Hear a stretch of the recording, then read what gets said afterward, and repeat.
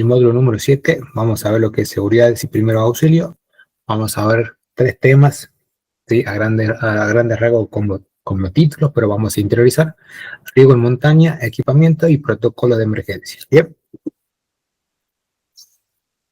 Seguridad en montaña para trail runners. Bien.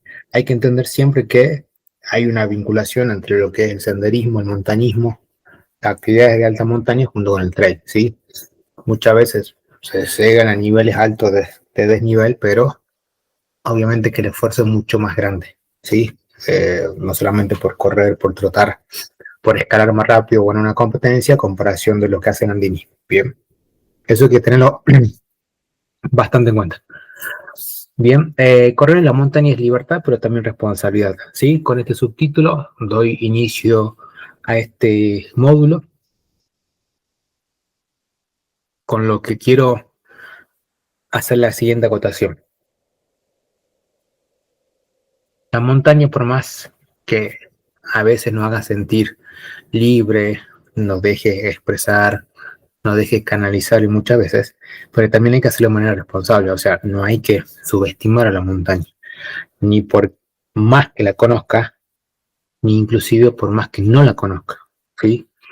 Pero yo pienso que más no hay que subestimarla por más que la conozca, ¿sí? Va a depender también de la personalidad de cada uno y de los principios y de las creencias que tenga, ¿bien? La seguridad en montaña no solo es una técnica, es una actitud. Cuando hablamos de actitud, es algo que tiene que perdurar en el tiempo, ¿bien? El trail running, cada paso nos conecta con la naturaleza, eso ya lo tenemos muy en cuenta, porque por lo general siempre en el trail running estamos más en contacto con la naturaleza, con los árboles, con la biosfera, ¿sí? Con la flora, hasta inclusive con la fauna en algunos casos, ¿sí? Pero también nos expone a sus desafíos, ¿sí? A encontrarnos con cosas quizás que no teníamos planificadas, e inclusive a veces suele pasar cuando encontramos dentro de la fauna con algún animalito que no teníamos los planes, en los cuales no nos iba a ver frente a frente, no me ha pasado, sino también verlo o visualizarlo de lejos, que también es una maravilla de la naturaleza y de la vida silvestre, pero también hay que cuidar el ecosistema de ellos, ¿sí? Los cambios climáticos bruscos, todo son lo que es la variabilidad de los terrenos estables, lo que es la altitud, lo que es la fauna y la soledad del entorno requieren preparación física, mental y logística, ¿sí? O sea, no solamente me preparo como para correr o para competir, sino también que cada entrenamiento voy afianzando esa confianza con la naturaleza, ¿sí? Por eso digo, siempre hay que ir con respeto y no subestimarla, ¿bien? Como yo siempre digo, y yo soy muy creyente de esto, con la Pachamama no se negocia, ¿sí? Hay que respetarla, pedirle permiso, una vez que se termina, agradecerle que uno terminó de entrenar bien, que no hubo, que ninguno se perdió o que uno no sufrió tampoco una caída, ni mucho menos.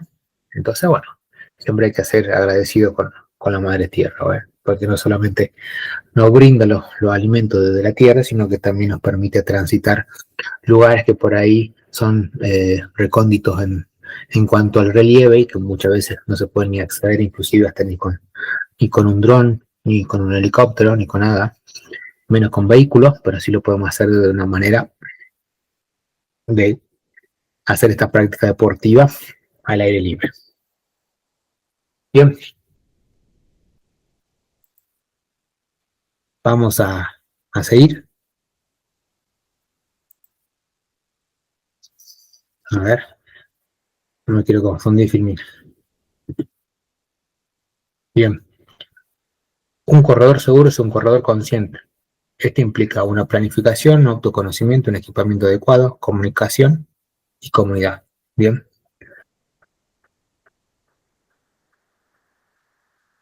Cuando hablamos de planificación es conocer el recorrido, puntos de hidratación, zona de riesgo y alternativas de evacuación. ¿Sí? Planificación es decir, planificar ya en cuanto al terreno, ¿sí? Ya haberlo transitado 1, 2, 3, 4, 5, 6 veces, de tal manera que yo tenga puntos de referencia, sepa también a dónde tengo algún ojo de agua o alguna vertiente o alguna quebrada donde nace algún río, ¿bien?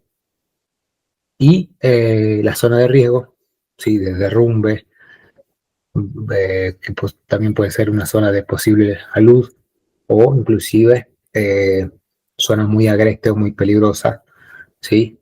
Que justamente a veces la alta montaña te genera eso, ¿no? O sea, es lindo subir a lo más alto, pero con el riesgo que te encontres con alguna fauna bastante agresiva o muy poco común y pueda generar un desenlace que quizás no sea el mejor, ¿sí? Autoconocimiento, tener conciencia de los límites de cada uno, del estado físico y la capacidad de reacción entre imprevistos, ¿sí? Esto quiere decir que tenemos que estar preparados para una situación que por ahí sea bastante, eh, bastante límite o muy agresiva o inclusive eh, pensar en el momento cómo voy a reaccionar, cómo voy a actuar y todas esas cuestiones, ¿sí? El equipamiento adecuado, calzado con buen agarre, abrigo técnico, alimentación, hidratación, botiquín y comunicación. Bien, esto estamos hablando que el equipamiento tiene que estar acorde a las condiciones climatológicas, al tipo de relieve, a la distancia a recorrer y el horario de largada con el horario de llegada, ya sea de un entrenamiento o de una carrera, ¿sí? Todas esas cosas las tengo que tener dentro de todo el marco, ya todo planificado, ¿sí? Tampoco sirve que vaya viendo, vaya analizando, no. Cuando hablamos de seguridad, no hay nada al azar, no hay nada a la suerte. Tiene que estar todo escrito, todo diagramado, todo programado y siempre un plan A, un plan B y un plan C. Bien, comunicación. Informa la ruta donde yo me voy a hacer un fondo o me voy a entrenar. Llevar GPS o celular con batería y respetar las indicaciones del entorno. ¿Sí? El tema del GPS es un tema. Porque muchas veces nos pone una mala pasada, no nos damos cuenta, se nos muere el reloj, no nos cargamos el reloj la noche anterior y vamos a hacer un fondo y resulta que se nos apaga. A veces el celular tampoco no tiene buena señal, ¿sí? Entonces recurramos a lo básico, a lo esencial, que es una brújula común y corriente, que no necesariamente tiene que ser una brújula tamaño hoja 4, sino que puede ser una brújula chiquitita. Con eso, si yo he tomado el recaudo y he aprendido o hecho algún curso de orientación, con una brújula simplemente puedo solucionar un, un problema bastante agudo, ¿sí? Comunidad, correr acompañado o en red, respetar al otro y estar dispuesto a ayudar, ¿sí? O sea, cuando vamos en grupo, entre todos nos cuidamos, ¿sí? Cuando estamos en una competencia, hay que ser, hay que ser corredores competentes y leales, no desleales. O sea, si yo estoy viendo que tengo un paso más lento que el que viene atrás y el que está atrás tiene un paso más rápido, hacerse un costado y dejarlo pasar. O sea, no es cuestión de, no, sí, acá todos pasamos a paso lento, cruzamos el río. No, eso no. Porque si yo vengo entrenando bien, vengo entrenando 3 veces a la semana, voy 2 veces al gimnasio y tengo un profesor que me exige, mira si yo me voy a poner a la par de los otros que van a hacer o turismo, van a sacar fotos, lo que sea, otro tipo de objetivos. Bien,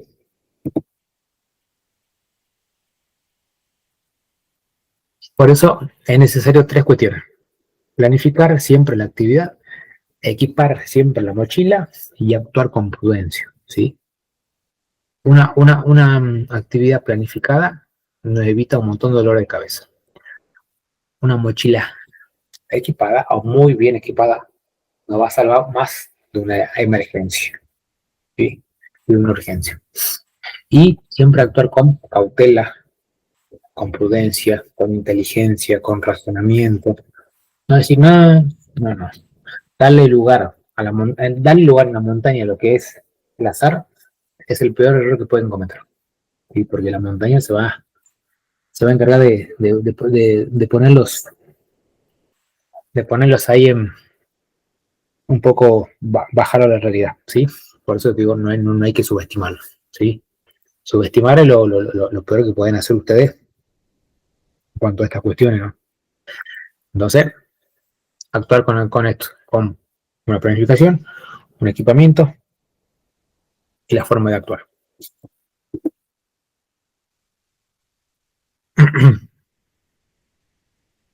Bien, vamos. Parecía que se había, no dejaba pasar la filmina. Así que bueno, esto era mi miedo.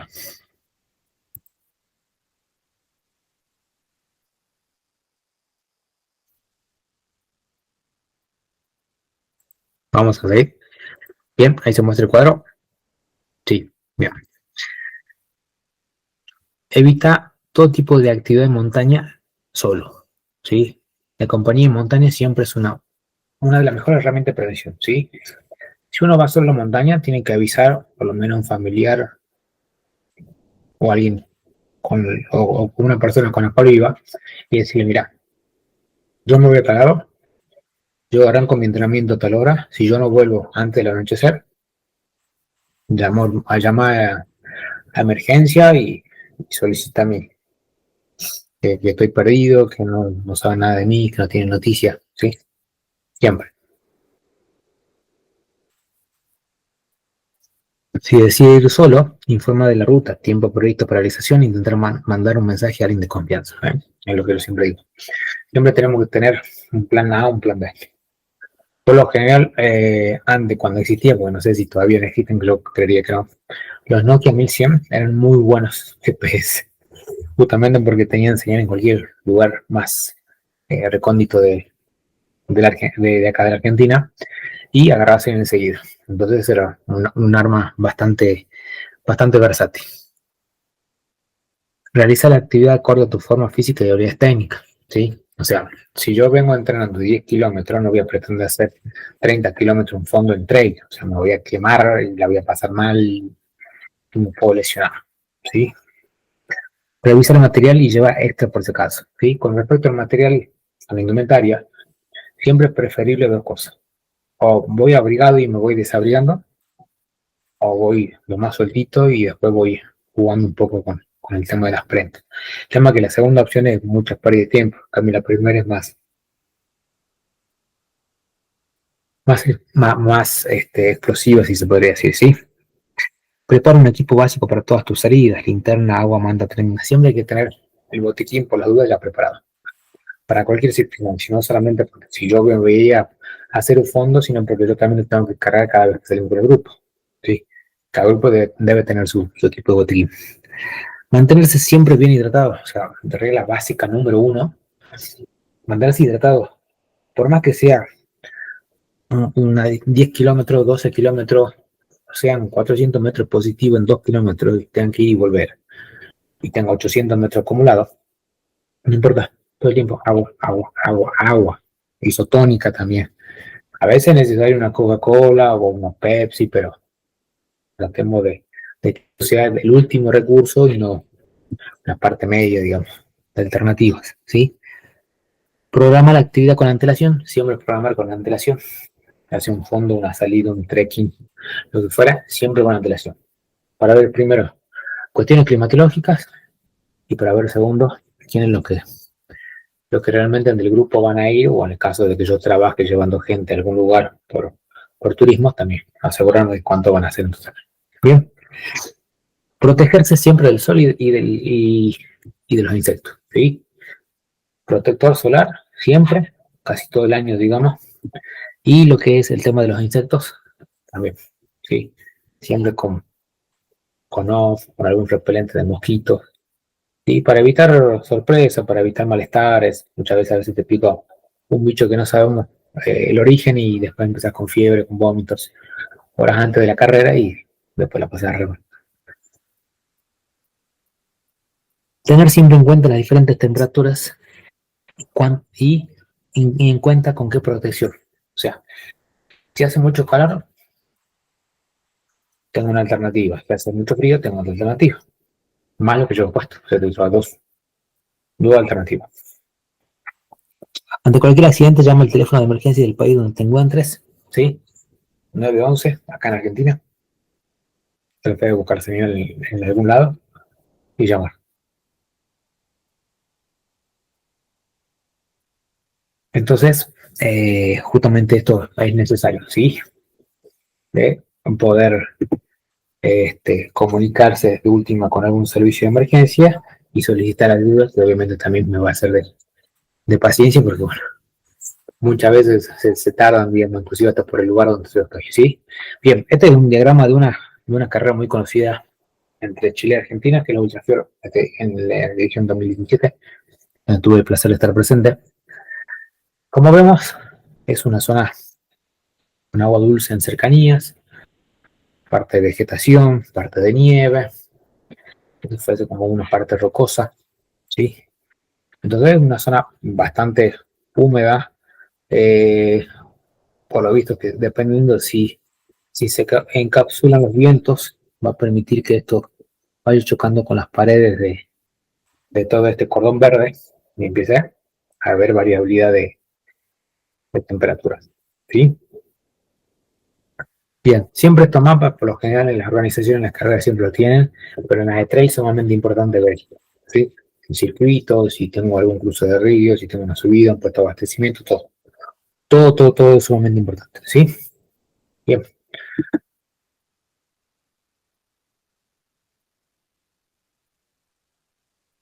Acá tenemos el diagrama de la Ultrafior, 100 kilómetros, pero 14 kilómetros reales, digamos, y 3.942 metros positivos, ¿sí? O sea, los 3.492 metros positivos están distribuidos en todo el circuito, ¿bien? La parte más alta, por ejemplo, por lo general acá tenemos 1.100, 1.200, después desciende a 800, pero son los picos más altos que yo tengo, ¿sí? Lo que sí después es muy rompepiernas acá, ¿sí? Por más que tengo dos picos que son importantes, pues toda bajada, en aquella edición era muy rompepiernas, mucha playa, mucho borde del río, no, mala vuelta porque también a veces suele pasar que nos olvidamos tal cosa o por ahí eh, necesitamos más geles, pego la vuelta hasta el último puesto de control y vuelvo a arrancar. Pero hasta eso ya me enfrié, ya pasó más tiempo, no tuve en cuenta el clima, ¿sí? Siempre es importante dentro del diagrama de una carrera tener en cuenta cuántos puestos de control tengo, cuántos puestos de abastecimiento, cuántos lugares para cambiar la ropa, ¿sí? Eso creo que es lo fundamental. Después de ahí, más, el organismo se va acomodando y va, va pidiendo en cierta manera el tema de la actividad física junto con la alimentación y todas esas cosas, ¿sí? Bien, me fui un poquito a la rama, pero volviendo al tema. Entonces, ustedes tienen que contemplar todo para la carrera. Cuántos puestos de abastecimiento, cuántos puestos de controles, el tema de si va a haber bolsos de recambio, ¿sí? Eh, las condiciones climatológicas, a qué temperatura estoy largando, a qué temperatura puedo llegar más arriba. Bueno, todos estos aspectos son fundamentales a la hora de planificar porque son elementos del entrenamiento oculto. Bien.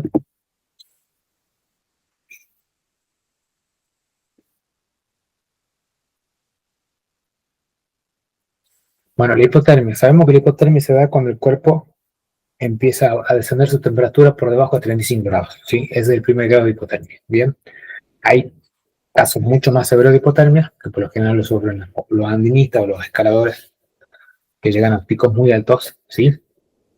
Llegan a perder hasta los dedos de la mano, hasta los dedos de los pies, inclusive la nariz, parte de la oreja, bueno, justamente por esta ola de frío tan subsecuente que a veces puede pasar en una carrera como a veces podemos estar en una temporada llena de nieve, ¿sí?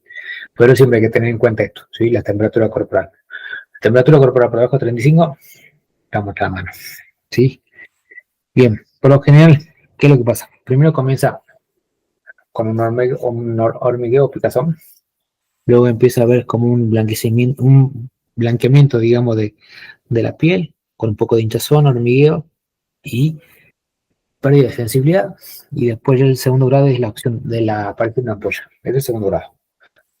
El tercer grado es la necrosis de la piel y del tejido conectivo. O sea, la piel es como que empieza a servir. O sea, es como más o menos cuando dejo un pedazo de carne a temperatura ambiente, en algún momento se empieza a hacer negra, azulada, roja. Bueno, pasa exactamente lo mismo. Sí. El cuarto grado ya de extra alimentación, donde ya este, corres el riesgo de perder muchas más cosas. Sí, pero bueno. Eso es lo importante de mantener lo que es toda la musculatura y todas las cuestiones, esto, digamos, ¿no? De prevención, ¿sí? Por eso siempre digo que hay que abrigarse los dedos, abrigarse los pies, abrigarse los pómulos, abrigarse las orejas. Y por eso lado donde penetra el frío y muchas veces no se da cuenta y era mucho más fácil la prevención que el cura. ¿Sí? En el caso de hipotermia, únicamente hay que vendar la mano para evitar contacto con el exterior, con bacterias de afuera. No tirar nada de líquido, nada, no hacer ninguna, o sea, locura. Llama a la ambulancia en el caso de ser necesario y trata de mantener emocionalmente hasta que llegue los servicios de urgencia. ¿Sí? Lo que también ayuda es beber algo dulce o caliente, o beber algo caliente y dulce. ¿Sí? Eso ayuda a equilibrar en cierta manera el organismo. ¿Sí? Cuando, por ejemplo, tengo hipotermia, no hay que frotar las manos y tampoco llevar las manos hacia un lugar donde está muy caliente, como es una fogata, una estufa, lo que fuera. ¿Sí? Y no utilizar productos de aceite. ¿Sí? Los productos de aceite, perfume, esas cosas, cuando tengo toda esta patología es nulo, digo. Pero bueno, como hablábamos con un colega que me decían qué peligro, ¿no? Es para los alpinistas como para los corredores de montaña ir a cumbres muy altas donde a veces están solos, digo, y pueden pasar un montón de cosas. Pero bueno, más allá de eso, quería concientizarlo con el tema de la hipotermia. Así que bueno, vamos a seguir. ¿Ven? Acá tenemos el nivel de daño en la piel. Tenemos temperatura normal de 35 a 36 grados centígrados, la leve de 32 a 35. ¿Sí? El descenso de la temperatura corporal. En el otro es moderado, de 28 a 31.9 centígrados. ¿Sí? Y la clasificación más severa, debajo de 28 grados centígrados, riesgo de muerte por enfriamiento. ¿Sí? Ya cuando hay un caso muy severo de lo que es la hipotermia, es el caso más severo, ¿sí? Hay mucho riesgo de poder padecer la misma muerte, o bien me van a cortar algunas partes de los dedos del pie o de las manos, en el caso de que sean muertos, ya la necrosis, digamos, tiene que ver con algo muy avanzado. Eh, pero bueno, siempre proteger esta zona con guantes térmicos, con otras cuestiones de indumentaria que, bueno, tienen que ser a veces tiene que ser de marca y no querer dar un poco y comprarse algo básico, digo. Sí, eso le va a servir un montón. A modo de ejemplo. Bien, entonces, temperatura normal 35 a 36 grados y medio, la leve de 32 a 35, la moderada de 28 a 31 y la severa por debajo de 28 grados centígrados. Así 10 grados por debajo, un poquito más.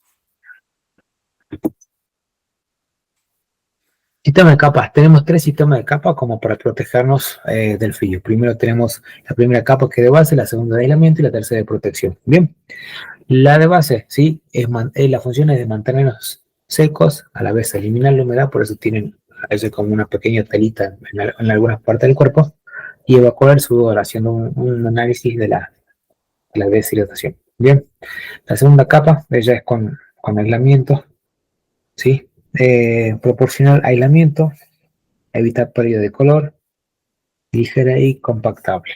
Bien, esos son los atributos que tienen este tipo de, de camiseta tipo uso, ¿sí?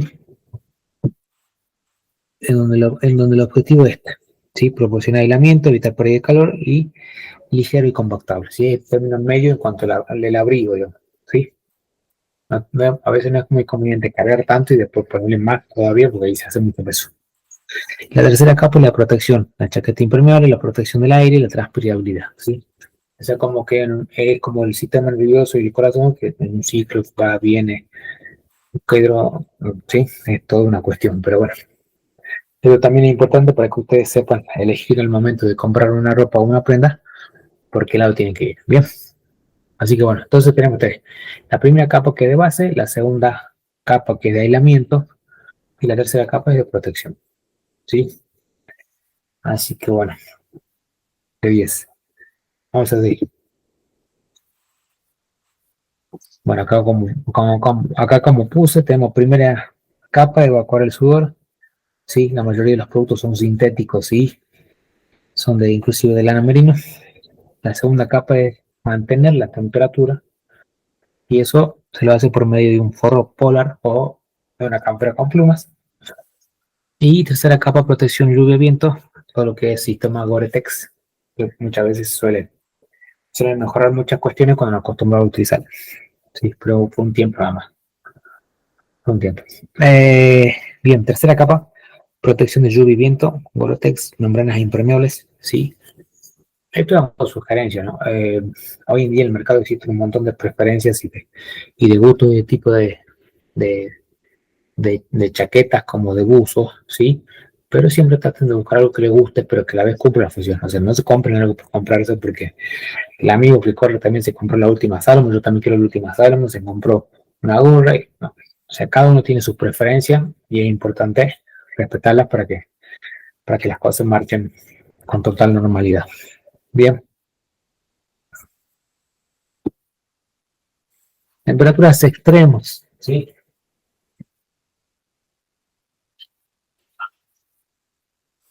Pero al final nuestro cuerpo resiente mucho lo que son las temperaturas extremas, ¿sí? Justamente estamos en una época acá en Sudamérica donde estamos sufriendo bastante el tema de los calores, ¿sí? Sobre todo más aquellas regiones donde se aproximan al trópico de Capricornio, como aquello al Ecuador, por arriba del Ecuador.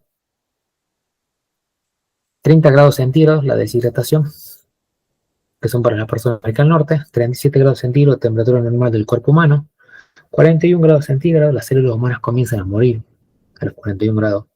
Por más que yo haga chucho y tenga ese reparo muscular, ¿sí? 41 grados centígrados, las células humanas comienzan a morir. A los 42 centígrados de deshidratación, ¿sí? Ya en las personas de las Indias, por lo general, ya se les recomienda como un estado bastante severo de deshidratación. Temperatura récord en algunos lugares. Máxima temperatura que soporta un ser humano, los 55 grados centígrados. La muerte se produce a los 10 minutos luego de haber alcanzado los 60 grados centígrados. Demasiado 60 grados. Si a veces con 42 grados nos bancamos que serán 18 grados más de calor. No, terrible. ¿Sí? Entonces, y 70 grados centígrados, la muerte inexorable. O sea, la muerte instantánea. ¿Sí? O sea, la muerte se produce a los 10 minutos. Esto antes de los 70, en los 60. ¿Sí? Y en los 55, máxima temperatura que soporta un ser humano.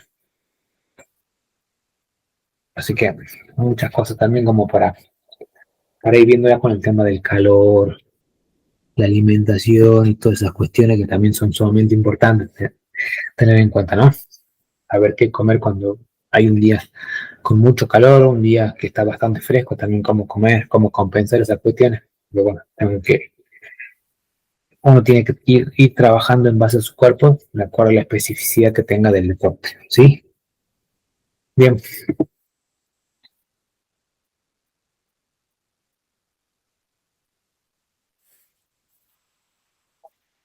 la clasificación de altitud. Baja altitud se considera por debajo de los 1000 metros, altitud extrema se considera ya por arriba casi de los 6000 metros, por casi 9848 metros. Gran altitud, que en un promedio entre 2000 y 3500, un aproximado. La altitud media, 1800 a 1600, y la baja altitud por menos de 1000 metros. ¿Sí? ¿Qué pasa? Cuando estamos en altitud extrema, empezamos a notar un cuadro de hipoxemia bastante marcado y deterioro progresivo también. ¿Sí? Como que progresivamente nuestro cuerpo va sucumbiendo por la falta de oxígeno. ¿Sí? En la gran altitud, alta montaña, efectos en reposo y ejercicio, el riesgo de desarrollar mal de altura es sustancialmente posible a partir de los 2500 metros sobre el nivel del mar.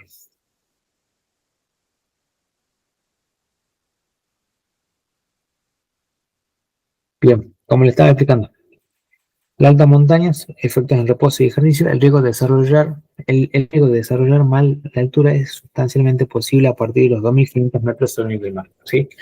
Entonces, uno que ya nació en altura necesita más altura como para compensar lo que se sostiene, lo que dice la teoría de llegar a 2.500 metros como para obtener ganancias de acuerdo al entrenamiento, ¿sí? Después tenemos la media montaña, que son efectos perceptibles en el ejercicio, la baja montaña, que es ausencia de efectos, la alta montaña, efectos en reposo y ejercicio, ¿sí? Y la parte más arriba, ¿sí? Y donde es limitante todo el tema del oxígeno y todas esas cuestiones, como que tampoco es recomendable, como la gente que estaba en el Everest y estaba acampando y estaba esperando para salir a las 3, 4 de la mañana y hacer el llavero de, de algunas cuestiones en las cuales la baja montaña no produce adaptaciones. Bien, entonces, ¿qué tenemos que tener en cuenta? La altitud, ¿sí? Si nosotros vivimos en una altitud alta, tenemos que ir un poco más.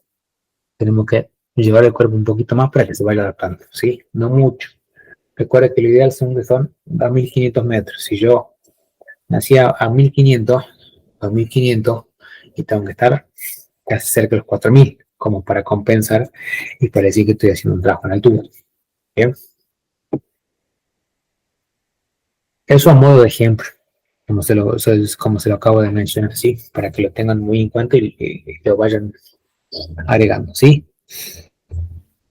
Se considera baja hasta 1.000 metros sobre el nivel del mar, no hay cambios fisiológicos, media hasta 2.000 metros sobre el nivel del mar, ligera afectación del rendimiento físico, ahí donde ya empieza a teclear el organismo, alta hasta 5.500 metros sobre el nivel del mar, cambio fisiológico en el reposo que se acentúan en el ejercicio. ¿Sí? Y la última, muy alta, sobre los 5.500 metros sobre el nivel del mar, el efecto perjudicial. ¿Sí? Eso es como para que tengan un poco la referencia, el tema de la altura, ¿sí? El tema de los cambios fisiológicos, ¿sí? Que es lo que se acentúa más, que es lo que se acentúa menos. Pero bueno, entonces ustedes ya saben, ya van a tener una idea. Si nacieron en el alto, tienen que ir más alto todavía como para producir ganancias. Tampoco ir a 5.000, 6.000, porque ya es muy imposible, digamos, ¿sí? Pero para que tengan una noción y una base, digamos, al momento de que tengan que encarar la planificación de una carrera de trail, digamos, ¿sí?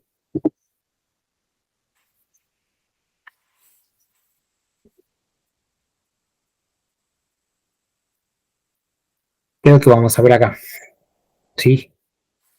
Como estamos hablando hace rato de un mal de altitud, vamos a ver qué síntomas también, ¿sí? Nos produce a nosotros, tanto una persona en estado de reposo como una persona que viene entrenando ya hace un tiempo, ¿sí? Dolor de cabeza, fatiga, mareos, pérdida de apetito, náuseas, vómitos, trastorno del sueño. Esos son los síntomas más leves inducidos por la hipoxia.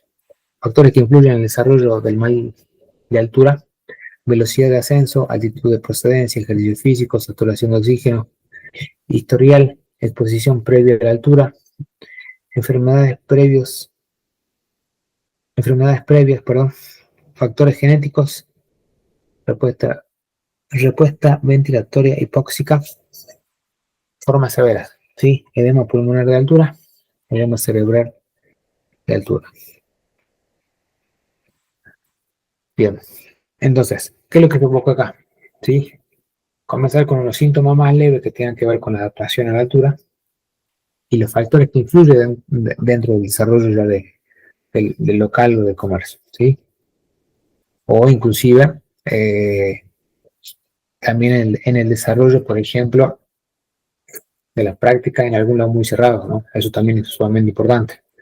Inclusive, si yo en un ambiente de trabajo tengo alta temperatura, cuando voy a entrenar, no me hidrato y durante el día tampoco lo hago, obviamente que eso va a exacerbarse cada vez más y va a querer producir todas estas cuestiones de deshidratación, del tema de limitaciones al respirar, ¿sí? Entonces, justamente esto, ¿sí? Tenemos en cuenta que no es fácil adaptarse a la altura, pero es necesario porque nos brinda muchos beneficios de los cuales queremos, ¿sí? Las dos señales internacionales muy conocidas, una es la griega y la otra es la Levanto un brazo y bajo el otro brazo, ¿sí? El opuesto. El 10, así como una Y, que hago con los brazos, significa que sí quiero ayuda o necesito ayuda, entonces el helicóptero va a buscar alguna zona como para aterrizar y poder hacer la extracción de su compañero, ¿sí? Y la otra es no. Pero muchas veces, hoy en día con la tecnología se utilizan drones y toda esa cuestión, entonces cuando ven a una persona que está haciendo una señal de no, significa que no necesita ayuda, no necesita soporte y que está todo bien, digamos. Ante un accidente de montaña, ¿qué hay que hacer? Garantiza la seguridad tanto de uno mismo como del accidentado, de la persona que hemos visto que está accidentada y como el resto del grupo. Proteger a la víctima y verificar su estado de conciencia, siempre verificar que los signos vitales por lo menos estén dentro de todo levemente eh, todavía haciendo lectura del sistema. Comprobar posibles lesiones y proteger de la hipotermia, ¿sí? Siempre hay que tratar de manipular lo menos posible a la persona que está accidentada, sobre todo cuidar la parte cervical, la parte de la columna, ¿sí? Comprobar las posibles lesiones y protegerlo de la hipotermia, ¿sí? Ver si tiene fracturas, si tiene fisuras, si es que tiene algo en el oído, qué sé yo. Puede haber infinito de cuestiones, ¿sí? Y siempre ponerlo de costados, o sea, a la persona que yo encuentre tirado, ya sea de ahí en el sendero o en una carrera, lo primero que hay que hacer es eso, ¿sí? Evitar que se ponga boca abajo, ponerla de costado, abrigarla para que no tenga un grado de deshidratación. Bastante importante, bueno, ¿sí?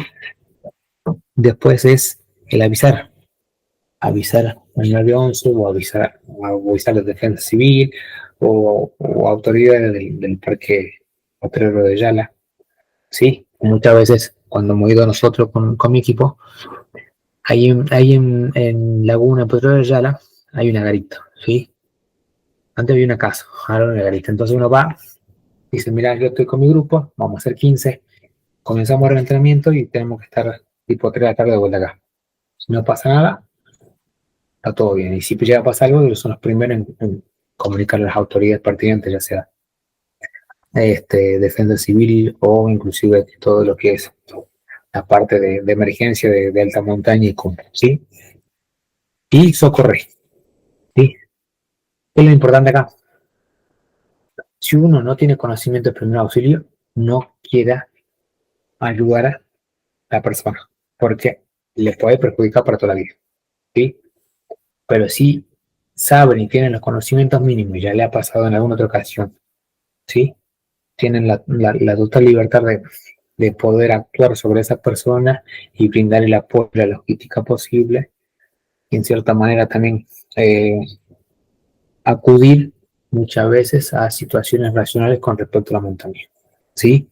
Eso tiene que ver también como, por ejemplo, si yo veo que la persona que está acostada en el suelo tiene los mínimos signos vitales, ahí trato de buscar sí o sí ayuda. Y si no, bueno, llamar igual y ver que cuando llegue la ayuda, que las traten de despertar, ¿sí?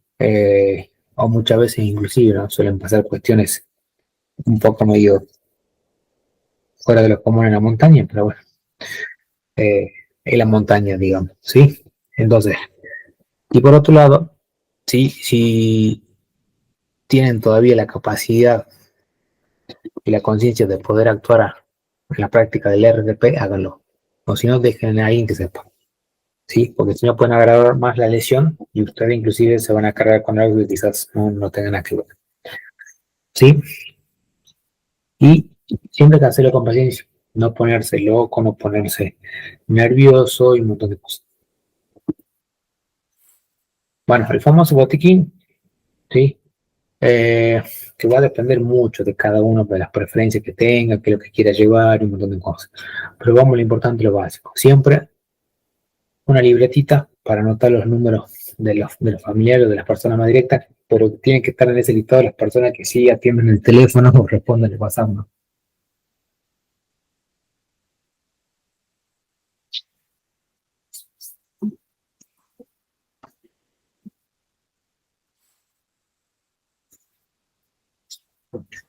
Por otro lado, todo lo que es, también deben llevar un bisturí, protector solar, toallitas para limpiar una herida en el caso de que se lastimen, una aguja también de coser medio gruesa, hilo de coser o hilo encerado también, en el caso de que me tenga que coser yo mismo una lesión o me incruste una espina o lo que fuera,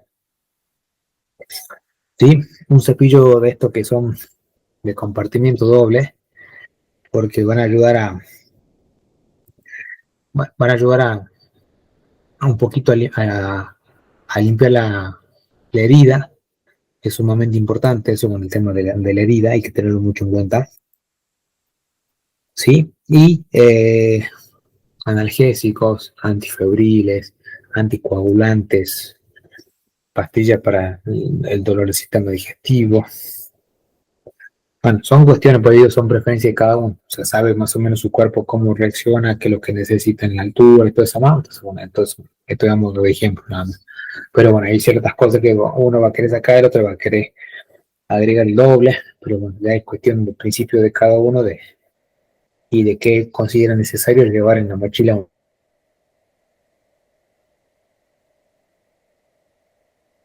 un chaleco. De que el área esté asegurada, o sea, para mí como para la persona a la cual yo deseo ayudar, ¿sí? Evaluar con conciencia, eso quiere decir preguntar a la persona si está bien, si está consciente, si siente que le duele algo, si siente las piernas, puede pasar un montón de cosas. Llamar a emergencia en el caso que sea posible, tenga un alcance de la línea telefónica, sí o sí, llamar y dar parte de cómo se encuentra la persona damnificada. Técnicas esenciales, reanimación cardiopulmonar que se llama RCP. Coloca a la persona sobre una superficie firme, realiza 30 compresiones en el centro del pecho, 2 pulgadas de profundidad. Alternar con 2 respiraciones de rescate si está solamente capacitado. ¿Ya? La reanimación cardiopulmonar no es que la va a hacer cualquiera, la debe ser alguien capacitado.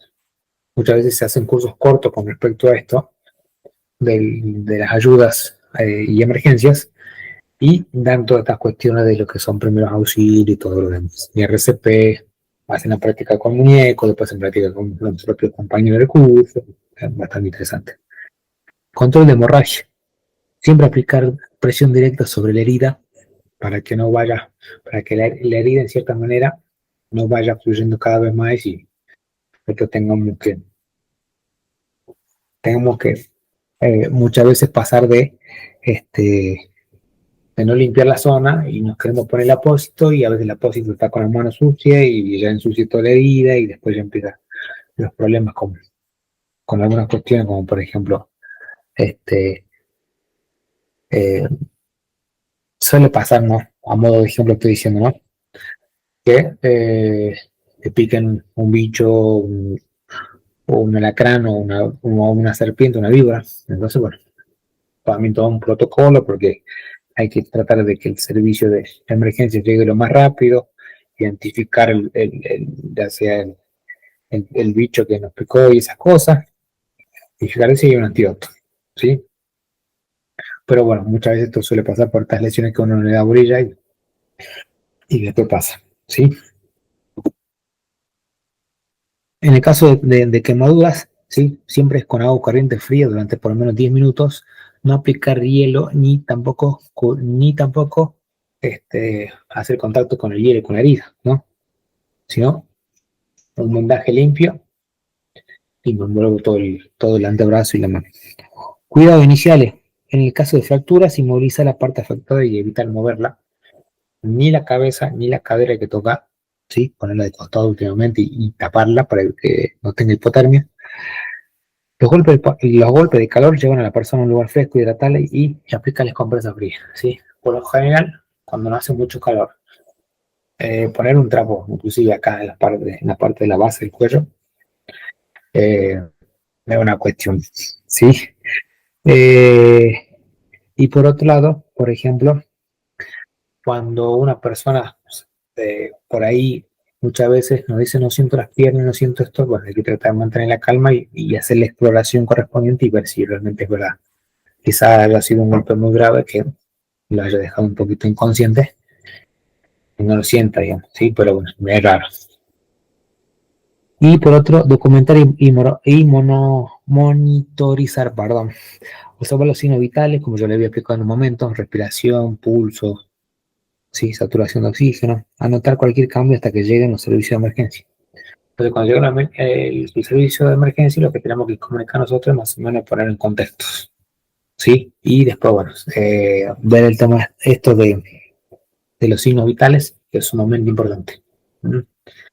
Pues a veces se puede detectar pulso en la carotidia, a veces se puede detectar pulso lo que es en, acá en el lado de la vena, de la vena principal que atraviesa el organismo, o inclusive muchas veces también las manos son señales de ver cómo estamos con los signos vitales, ¿sí?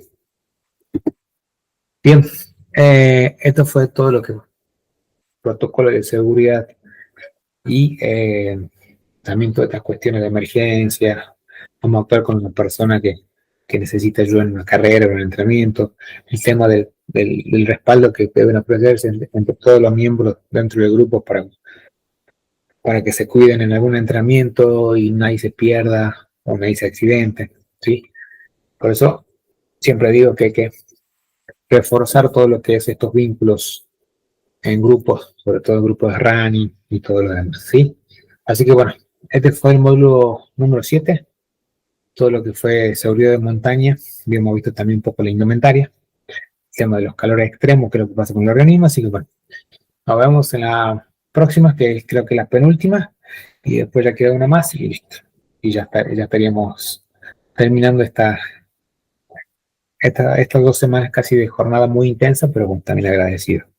Sí, bueno, también como dije hace rato, hace segundo nada más, eh, repasen, no se dejen estar con el material, porque el fin de semana tienen la evaluación.